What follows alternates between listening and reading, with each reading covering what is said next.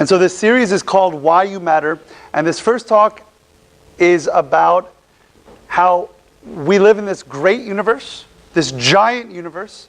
We worship a huge God who's bigger than the universe and encompasses the universe. And yet we're this very, very, very small speck in the middle of this giant universe. Before we get started into the actual talk, I just want to break down some words for you guys, because I think it's important. Words will kind of help frame the rest of the conversation about the greatness of our God. The first one is the word universe, or what we'll refer to as the known universe. We'll talk about the galaxies, and we'll talk about solar system, okay? So the universe, or the known universe, if you will, the universe is all that science or the telescopes or whatnot have shown us exists out there. And we'll come back to that in a little bit. The galaxy is the little neighborhood of the universe that we live in, and our galaxy is called the Milky Way. And then within the Milky Way, we live in something called the solar system, which has a sun and a bunch of planets. Used to be 9, now it's 8 or 8.5 planets. Jupiter, or Pluto, was kicked out a few years back, okay? So now we have 9 or 8 planets, right? 9 minus 1 is 8. So we have 8 planets now within our solar system, and the sun and a bunch of moons around these planets. So if we were to look, if you were to walk outside on a starlit night and look up, you will know how great it is the God we worship. Perhaps not in New York City, perhaps not in DC, perhaps not in LA, in the middle of a very heavily populated, well lit up city. But if you were to drive out into the middle of nowhere and look up, you would see the sky painted with stars. And it would humble you. You'd be looking around and you would see the greatness of the God that we worship. Psalm 19 verses 1 and 2 tell us that the heavens declare the glory of God. When you look up into the heavens, into the sky, it declares the glory of God.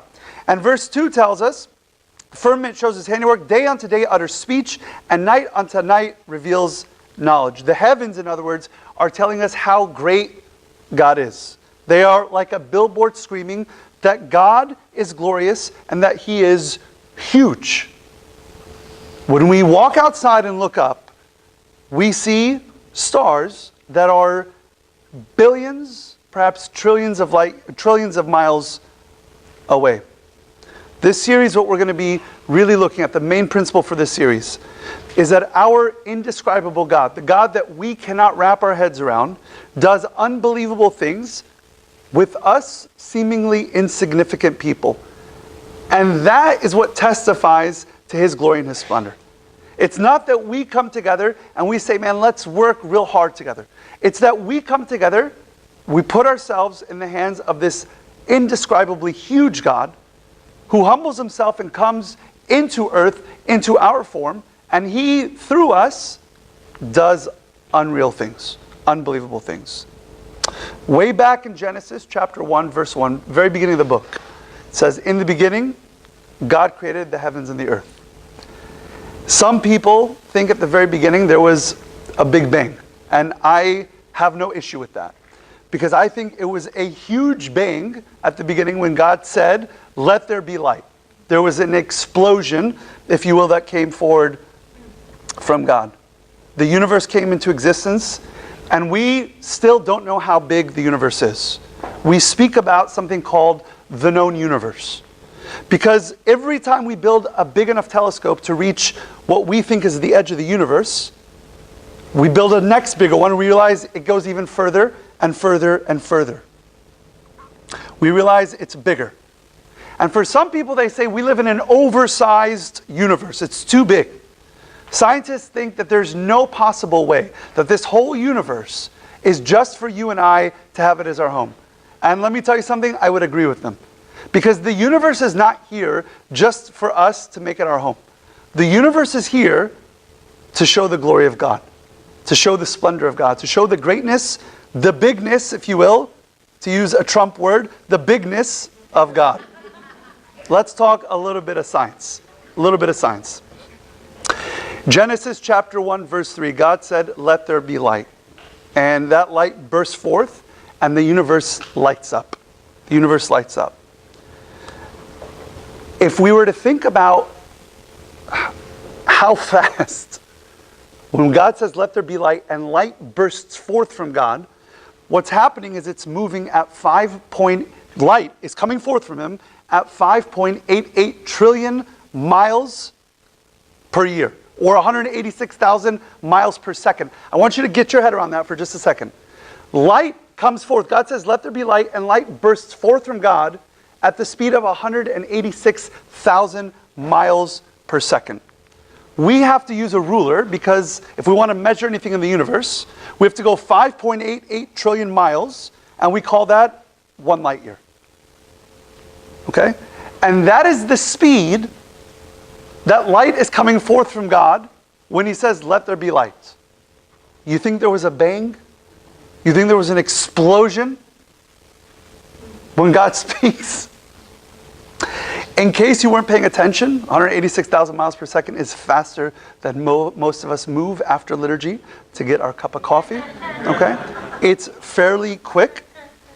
It's so fast that a beam of light can circle the earth 7 times every second. Okay? That is how fast light was coming forth from God when he said, let there be light. If we have any Trekkies, Star Trek people, any Star Trek folks, all right, just for you Star Trek geeks in the back, Warp 9, which is the fastest speed in Star Trek, I think, unless if they, okay, Warp 9, right? Okay, good. Someone affirmed it in the back. I'm not a Trekkie. But Warp 9 is the fastest speed that any theoretical object has moved. And it's moved at 4.152, call it roughly 4 light years in a 24-hour period. Okay? So if you're traveling in Star Trek time, in 1 year you can go 24.4 trillion miles per day. We're going to come back to Star Trek because we're going to talk about if you want to get from one side of the universe to the other, one side of the galaxy to the other, we have to move at Star Trek speed in order for it to be somewhat manageable for us in order to reach one side to the other. Okay? Let's come back to Star Trek in a bit. Let's zoom out a little bit to our galaxy. It's called the Milky Way galaxies. It's one of hundreds of billions of known galaxies in the universe.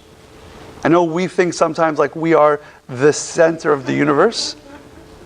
And I'll just show you in an image here shortly that we are nowhere close to the center of the universe. It is so big. The Milky Way is so big that we have to measure in light years to talk about how large this cluster of stars is. There's this guy named David Bloch. David Bloch, where did he go? All right.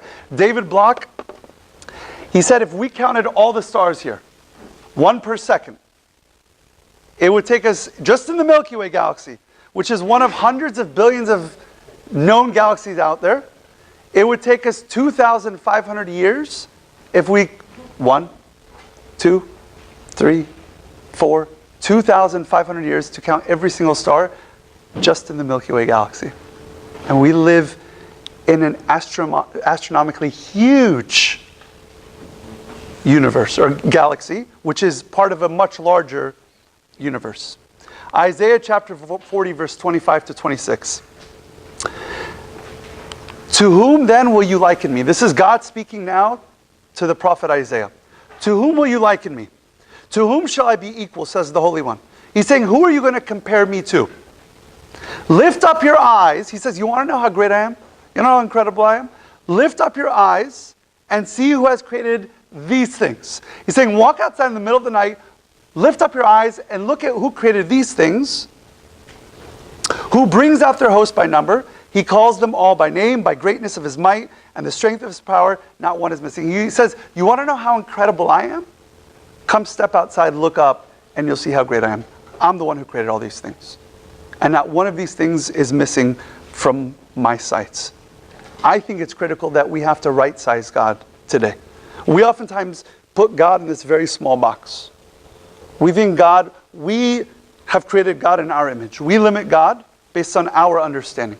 I want to tell you, God is much bigger than any of us could ever imagine. And we have to put him in his proper perspective.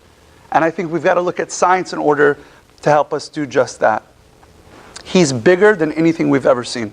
The heavens are telling us that he's not only huge, but he's telling us that you and I are really, really, really, really, really, really, really, really small in comparison.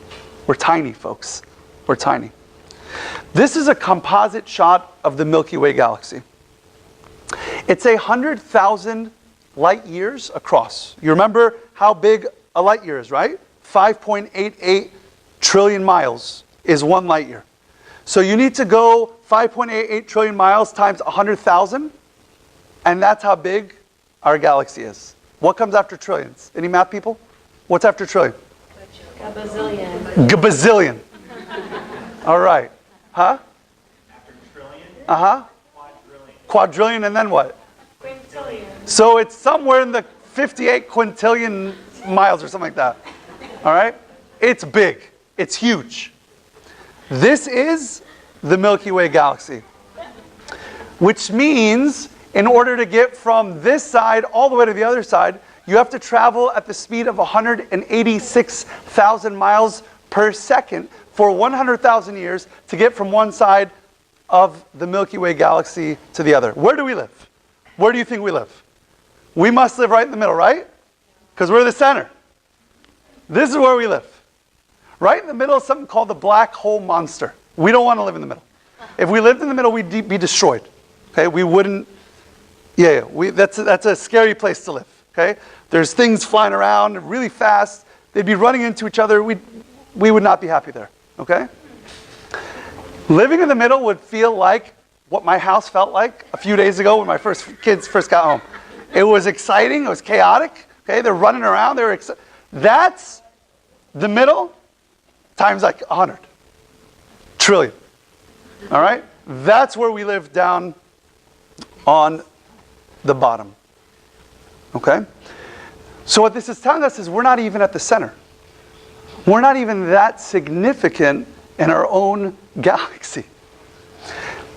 Just so you have an idea of where we live in comparison to the rest of the Milky Way galaxy, our little solar system, if you were to take out a quarter and put it on your hand, okay, and you were to compare that little quarter, not to the rest of your hand, but to the rest of North America, that would be what our solar system looks like in comparison to the galaxy. Okay? So within our galaxy, we're pretty small, wouldn't you say? We're a little speck in comparison to the Milky Way galaxy. We live in a huge neighborhood called the Milky Way, which is one of hundreds of billions of galaxies out there. Do you all feel small yet? Let's go a little bit bigger. But we're going to come closer to realize just how small we are. One of the billions of the stars that's out there, it's not the biggest, it's not the baddest, it's not the brightest star, is our star. It's called the sun. We call it the sun at least. The sun is 10,000 degrees Fahrenheit on the surface. It's a little bit warm. It's a raging intensity. If we were to take billions of nuclear bombs and set them off every second, that's what it would require. Billions of nuclear bombs. Okay? Not one nuclear bomb every second. If we were to take billions of nuclear bombs that don't exist yet, hopefully never, and we were to set them all off every second, that would be the surface of the sun. That's how much energy is being produced on the surface of the sun. It is so strong that it's sending light 186,000 miles a second, and it reaches us in approximately 8 minutes. It takes 8 minutes to cover 93 million miles between us and the sun to warm up our beautiful skin and give us that nice glow that we like at the end of summer. And this is what came out of the mouth of God when he said, "Let there be light." The sun is 100 times the diameter of the earth. Okay? So we're talking about something that's big in comparison to us. It is so big that 1.3 million Earths can fit inside the sun. Okay? We're tiny, folks. In comparison to our own solar system, we're fairly small. Scientists believe that it would take the gross national product of the USA for 7 million years for PSE&G, our cute little electric company, PSE&G, to run the sun for 1 second. Okay? 7 million years. The gross national product of the US, 7 million years, in order to have enough energy to run the sun for 1 second. The sun is just one of billions of stars in our little neighborhood called the galaxy, Milky Way galaxy. This is the first view of Earth back in 1963 when Neil Armstrong went up into the moon, and he looked down and he saw this. JFK made it his mission to get man on the moon. It's one of the balls that goes around the Earth, around the sun, that we call the Earth, and the moon is the little ball that goes around us, around the Earth, that we call our moon. And that right there is you and I. On that little ball right there that's spinning around fairly quickly, we don't see all of the billions of people that are out there. We don't see countries or city. We don't see glamour, poverty. We don't see people hurting. We don't see people rejoicing or celebrating. We don't see any of that. From out there, we don't see anything but a ball with some blue and white and brown and green. That's all we see from up in sky, up in space, rather. Our life isn't as grand as we make it out to be. And so when Neil Armstrong says that when he took that first step, anyone remember what he said? It's one small step for man, one giant step for mankind. On his way back, this is what he said, though. This is after he took this supposedly giant step. I remember on the way home on Apollo 11, when he's looking at this, suddenly it struck me. That tiny pea, pretty and blue, was the Earth. He says, I put my thumb up and shut one eye, and my thumb blotted out the Earth. I didn't feel like a giant at that point. I felt very, very small. He realized that we've just gone to the moon, which is something that humans have been dreaming about for centuries. And he felt like he was so small right after that. Let's look a little bit outside of our solar system. Above the Earth, there's this telescope called the Hubble telescope. It's 347 miles above the Earth. And it gives us these beautifully stunning images that we've never seen before. And I believe it reveals to us the magnificence of God's creation. If we go 440 light years out, remember, I'm not going to do this every time, but multiply 440 times 5.88 trillion miles, okay? Each time, you can do it yourself. I'm not going to do this each time. But that's how far we have to go out. If you go 440 light years out, we get to this cluster of stars called Pleiades. It's a beautiful constellation. It's actually mentioned in the scripture in Job chapter 38, verse 31. God says to Job, can you bind the cluster of Pleiades? He's putting Job in his place at this point. He's telling him, I know you think you understand, but you can't bind this cluster of stars. You're just little Job on this little planet that's spinning around thousands of miles an hour, that's spinning around the sun at hundreds of thousands of miles an hour, that's spinning around within the solar system, that's spinning around within the galaxy, that's spinning around within the universe. He's saying, you think you're in control?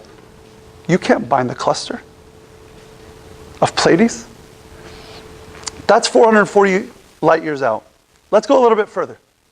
1,000 light years out times, what? 5.88 trillion miles. 1,000 light years out, which is about 6 quadrillion. I got my math now, right? 6 quadrillion miles out. We come to the Vela pulsar. It's making sounds that reach us today that can be picked up and detected. And some have suggested that this is like the heavens declaring the glory of God out there.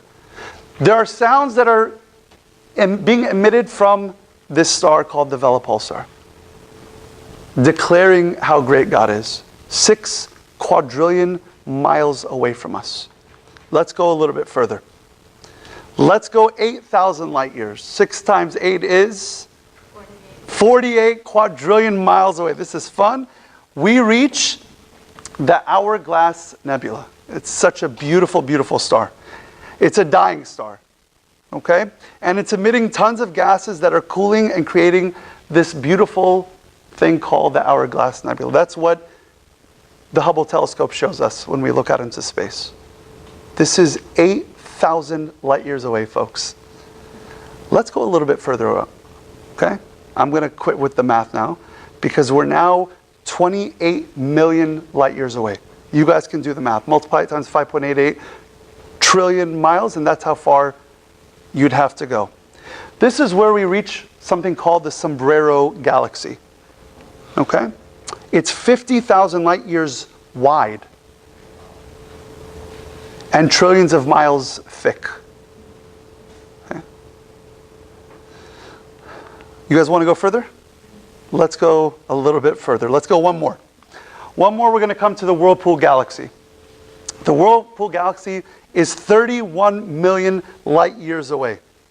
If you keep going past the Sombrero Galaxy, this is what scientists refer to as the darling of astronomy. At warp speed, Trekkies, at warp speed, this would take you approximately 20,441 years and 206 days to reach it. All right? Traveling at warp speed. All right? So it's kind of far away. That's moving at 4.5 million miles every 24 hours. All right? So it's a little bit far away. It's called the Grand Design Galaxy, made up of hundreds of billions of stars. Some scientists have suggested that has 300 to 500 billion stars in it. And the image from the Hubble telescope, right at the center, shows this image right here. Anyone see something? All right. They call it the X structure at the core of the Whirlpool Galaxy. I see a cross.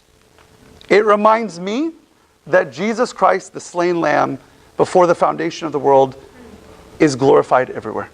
And all of the universe is testifying to the glory of God. Everywhere you look, God is saying, I love you. Everywhere you look. You look around you at other humans, you see the greatness of God. But if you look at the edge of the universe, you also see the greatness of God and the love of God being testified to you. The reason for all this is a reminder for us that we're not a mistake. We're not on this planet by accident. Okay? The psalmist, I think, said it beautifully. He said it perfectly. In Psalm 8, verse 3 and 4, he said, when I consider your heavens, the work of your fingers, the moon and stars which you have ordained. He's saying, I look up and I see the greatness, all the stars, the moon, everything. What is man that you are mindful of him? And the Son of Man that you have visited him? He says, you don't have to look too far to see the greatness of God. He says, the greatness of God, you can look out and see all of the stars and the moon, all that stuff. He says, but us humans, what are we that you're mindful of us? He loves us more than all of that. He's visited us, folks. He says we're not a mistake. Gregory of Nazianzen, who we refer to as Gregory the theologian, who was the best friend of St. Basil the Great, who we pray his liturgy today. Gregory of Nazianzen is the second Coptic liturgy that we pray. He wrote a bunch of orations, a bunch of letters, if you will. In his 38th letter, he says the following. He says, the Word, having taken a clod of the newly made earth, with immortal hands formed my image and imparted to it his life. Because he sent into it his spirit, which is the effluence of the unknown divinity. He's saying as great as all the stars in the universes and all those things, the galaxies rather, within the universe, within the known universe, as great as they are, he says that the Son of God came into this planet and imparted his own life into us. Every second in the universe, a star is born. And God is naming them all and placing them in his universe. But not a single one of them has he imparted his image into. He saved that for you and me. Colossians chapter 1, verse 16 St. Paul says it beautifully. He says, for by him all things were created that are in heaven and on the earth. He's saying he created it all. But he made you and I a little bit extra special. I know when we think about the universe, the way we just thought about it this morning, it makes us perhaps feel a little bit smaller, a little bit insignificant, a little bit perhaps significantly small. And I want to tell you, as small, as tiny as we are, as this little speck of dust on this little bit smaller speck of dust that's spinning around, as I mentioned, thousands of miles an hour, that's spinning around tens of thousands of miles around the sun, that itself, the solar system is spinning around within the galaxy, and the galaxy itself is spinning around within the universe. As small, as tiny as we may feel, we are his prized possession. Humans are the prized possession of God. St. Augustine said it so beautifully. He said, God loves each of us as if we're only one of us. He loves you as if you were the only one. The good news is, he loves me as well, as if I'm the only one. Ephesians chapter 2, verse 10 reminds us that we are his workmanship.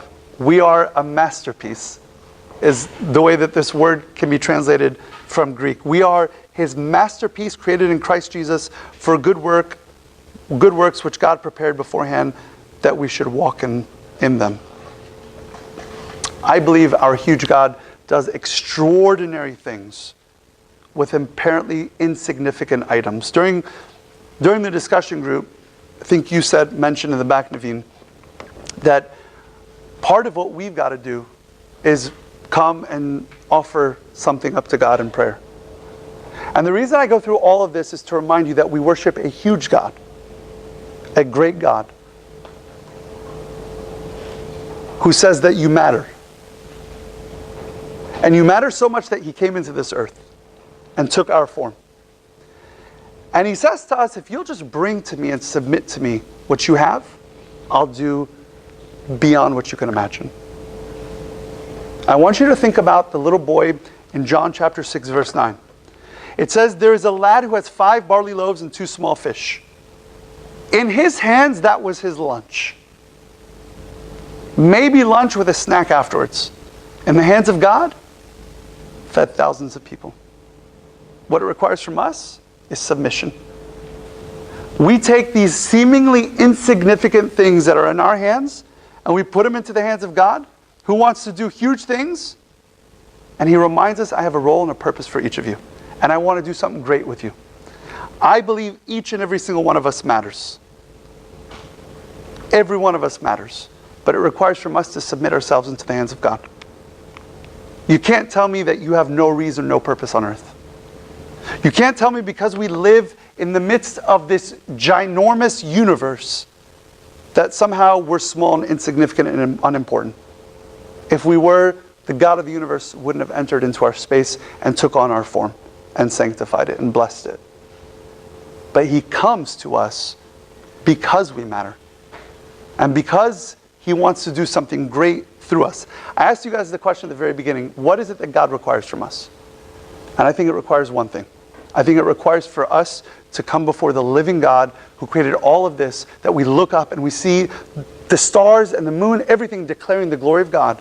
We'll come before him and say, Lord, it's all yours. You who created all of this, I submitted everything into your hands. I put it in your hands. I'm done doing it my way. Because you are much bigger than I am. You have a much better perspective than I do. The one who sees all of those stars, the billions and trillions of stars that we have yet to see, we've just gotten to the edge of the known universe. We don't know how far it goes out. You know, as a little kid, I used to look up at the stars. I used to think if we keep going and keep going, get in my spaceship, I didn't realize I was going to have to fly for 20,000 years at warp 9. I didn't know that, okay? But I thought if I just keep flying, somehow I'll get to the edge of the universe and there's going to be a brick wall right there. And there's going to be some gates, and that's on the other side, that's where heaven is. Folks, we don't know how far out it goes.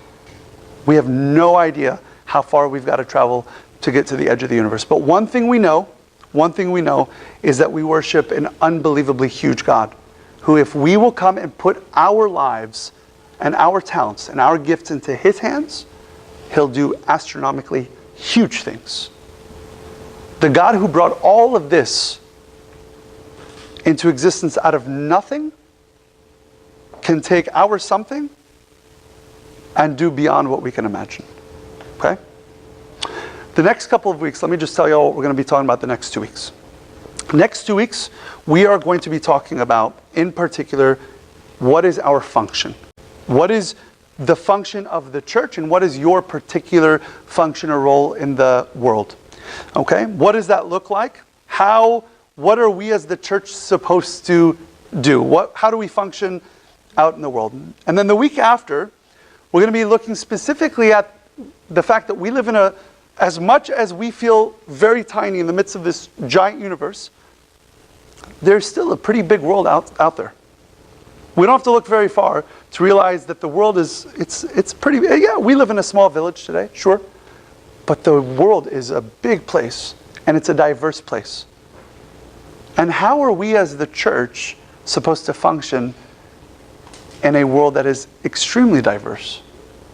And to do so with love and sensitivity and wisdom in order to be able to declare the glory of God to those who we meet that are radically different from us, who think differently from us, who've had a different experience from you, who have a different worldview from you. How are we to function out there in the world? What is our role, not just in a general sense, but how do we go about it in the midst of this very diverse world?